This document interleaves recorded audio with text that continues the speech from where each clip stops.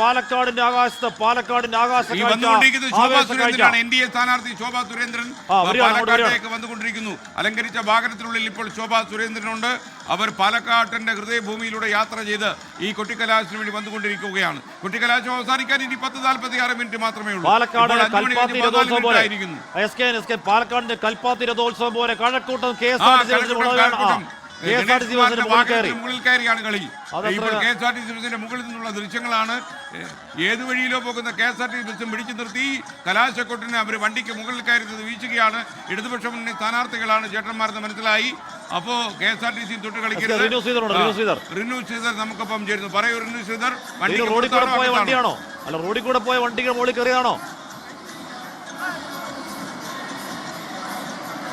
SKN Hashmi, അതെ, KSRTC bus Sreekaryam ജംഗ്ഷനിൽ ഈ കൊട്ടിക്കലാശം കാരണം പോകാൻ കഴിയാതെ കിടക്കുകയാണ്.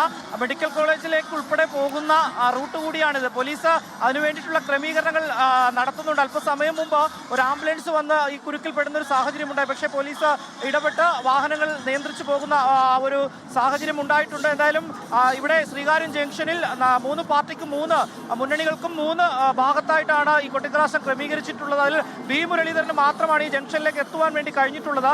ഗതാഗത കുരുക്ക് വലിയ രൂക്ഷമായിട്ടുള്ള ഒരു സാഹചര്യം. കടകംപള്ളി സുരേന്ദ്രൻ കിലോമീറ്ററുകൾക്കപ്പുറത്ത് ഈ വാഹനജാഥയുമായി നിൽക്കുന്ന ഒരു സാഹചര്യമാണ് ഇവിടേക്ക് എത്തിച്ചേരാൻ വേണ്ടി കഴിയാതെ. എന്തായാലും ഒരു ആവേശപൂരം തന്നെയാണ് നമുക്ക് ഈ കഴക്കൂട്ടത്തെ മണ്ഡലത്തിലെ കൊട്ടിക്കലാശം നടക്കുന്ന ശ്രീകാര്യം ജംഗ്ഷനിൽ നിന്ന് കാണാൻ കഴിയുന്നത്. KSRTC ബസ്സിന് മുകളിൽ ഉൾപ്പെടെ പ്രവർത്തകർ കയറി.